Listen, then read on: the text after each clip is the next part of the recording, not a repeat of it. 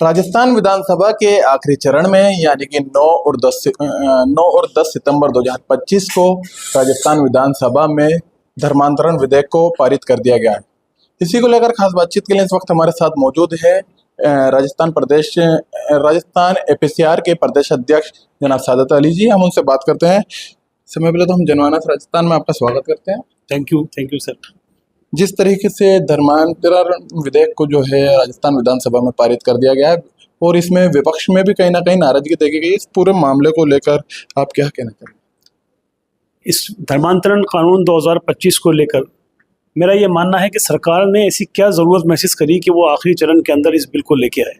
सरकार क्यों डरी हुई है? सरकार को क्यों ऐसा लगता है कि सनातनी या हिंदू धर्म के लोग या अन्य कमज़ोर लोग जो हैं वो अपना धर्म परिवर्तन करते हैं?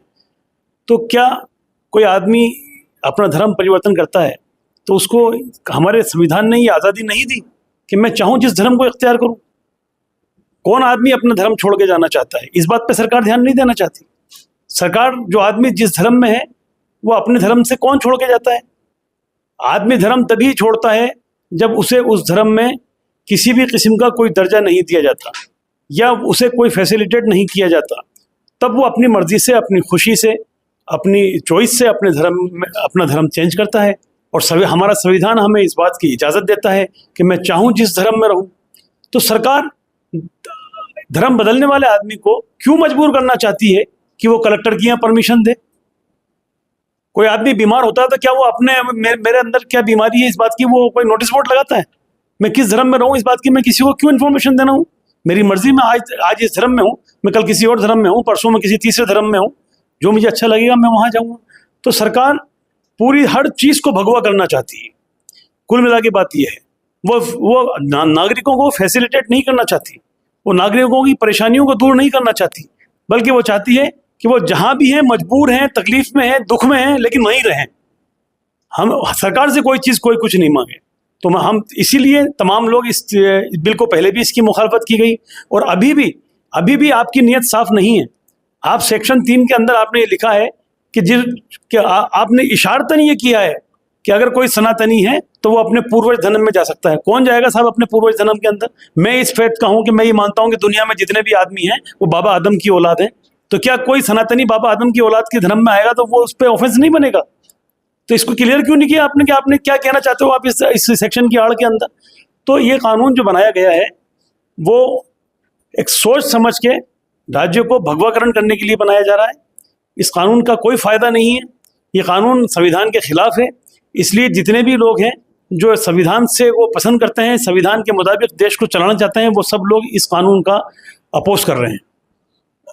सरकार के जितने भी मंत्री हैं उनको तो ये कहना है कि इस बिल की जो है राजस्थान को आवश्यकता ज़्यादा थी और ये बिल आज से काफ़ी समय पहले आ जाना चाहिए था। और किस तरीके से आप कहते हैं कि ये भगवाकरण किया जा रहा है इस बिल के जरिए? क्योंकि आप सेक्शन 3 के अंदर ये बात कहते हैं कि साहब जो आपका अपना पूर्व धर्म है उसमें उसके अंदर आप जा सकते हो।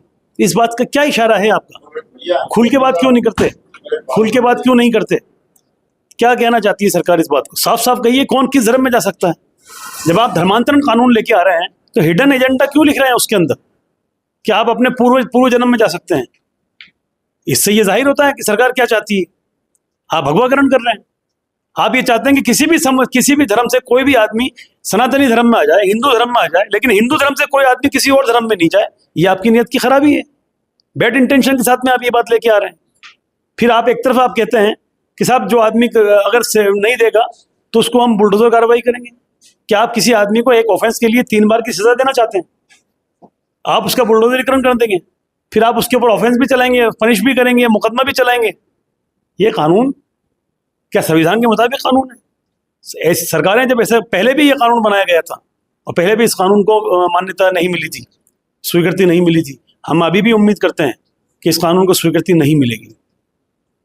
जिस तरीके से आपने जो है अभी जिक्र करा है कि बुलडोजर कर दिया जाएगा, क्योंकि उसमें साफ साफ ये लिखा गया है कि अगर कोई धर्मांतरण कराता हुआ पाया गया, अगर पाया जाता है तो उस पर कार्रवाई भी होगी, आजीवन कारावास भी होगा, साथ में उसका जो घर है उसको बुलडोजर भी कर दिया जाएगा और उस पर और भी कार्रवाइयाँ की जाएगी। इसमें जो है संविधान में इसका किस तरीके से किन किन कानूनों का ये उल्लंघन करता हुआ ये विधेयक माना जा रहा है? जिन लोगों के दिल नफरत से भरे हुए हैं उनके द्वारा लाया गया कानून है ये। इस देश के अंदर संविधान ने सबको आज़ादी दी है कि वो चाहे जिस धर्म में रहें, चाहे जिस धर्म को माने। आप कहते हैं कि साहब बुलडोजर चलेगा, कार्रवाई होगी, लाइफ इम्प्रिजनमेंट होगा। अरे भाई, हमेशा से हर कानून में होता है ना। कार्रवाई तो अभी भी हो ही रही है। अगर ये कानून तो आ जा रहा है, लेकिन अगर कोई धर्मांतरण कराता हुआ पाया जाता तो उसके घर तो वैसे भी बुलडोजर किए जा रहे हैं। नहीं, कोई भी शख्स बुलडोजर उस घर के ऊपर चला, आप बुलडोजर की बात अव्वल तो गैर कानूनी बात है। आप जब कानून बना रहे हैं, उस पर कार्रवाई होगी, मुकदमा चलेगा, चालान पेश होगा, इन्वेस्टिगेशन होगा, फिर बुलडोजर की बात क्यों आती है? तो बुलडोजर की बात तो बिल्कुल ही गैर कानूनी है। एपीसीआर पहले भी बुलडोजर पे कोर्ट स्टे लाया है। एपीसीआर हमेशा बुलडोजर की पॉलिटिक्स के खिलाफ खड़ा रहा है और हमने कई रिटें पहले भी लगाई हैं। विजयनगर के अंदर भी मैंने रिटें लगाई हैं, वो भी हाईकोर्ट से स्टे हुई हैं। तो सरकार बार बार अगर इसी एक्शन पे चलना चाहती है तो ये सरकार की मर्जी है। कोर्ट इस देश के अंदर न्यायालय है, संविधान है, कानून है, न्यायालयों से न्याय मिलता है लोगों को। हम अगर ऐसी कुछ कार्रवाई होती है तो हम फिर दोबारा कोई कार्रवाई करेंगे। मैं कहना ही चाहता हूँ आपसे कि क्या मतलब आपने इसमें सेक्शन में दिया भी कौन कौन शिकायत कर सकता है कि किसी आदमी ने जबरन धर्म परिवर्तन करवाया। मतलब जिसका धर्म परिवर्तन हुआ वो तो नहीं कर रही शिकायत, वो तो नहीं कर रहा शिकायत, लेकिन उसके माँ बाप कर सकते हैं, वहां तक भी बात ठीक है। अब इसके आगे आप सियासत लेके आते हैं कि कोई पड़ोसी भी कर सकता है, एनी अदर पर्सन भी कर सकता है। मतलब मैं अपना धर्म बदलता हूं, मैं सादत अली से रामलाल बनता हूं, मुझे कोई तकलीफ नहीं है, मैं कोई शिकायत नहीं करता हूं, कोई तीसरा आदमी आके शिकायत करेगा और उसके ऊपर आप कार्रवाई करेंगे। ये कैसा कानून है? ये संविधान के अगेंस्ट कानून है। तो आपने सारी दुनिया को लिबर्टी क्यों दे दी भाई? अगर मान लीजिए मेरा कोई धर्म परिवर्तन जबरदस्ती करवाता है तो मेरे पास में पुलिस थाने है, कोर्ट कचहरी है, मैं जाऊंगा, शिकायत करूंगा, उसके ऊपर कार्रवाई होती है, कानून पहले से मौजूद है। लेकिन अब आप उसकी डेफिनेशन को और वाइड करके इसमें सियासत डाल के ताकि ऐसा मजबूर कर दो किसी भी शख्स को कि वो अपनी मर्जी से जी ही ना सके। टोटल सरकार की प्लानिंग ये है। जिस तरीके से अभी आपने विजयनगर का भी जिक्र करा, विजयनगर की भी हाल ही में एक घटना जो है काफी सुर्खियों में बनी रही थी, जिसमें कुछ युवाओं पर धर्मांतरण के जो है केस भी लगाए गए। नहीं, धर्मांतरण का कानून नहीं था उनके ऊपर, वो तो बहुत मामूली सा मामला था। सियासत हर जगह हावी हो रही है, वो तो सिर्फ इतना इस तरीके के मामलों को देखते हुए तो ये कानून लाया गया। ये ऐसा सोचते हैं।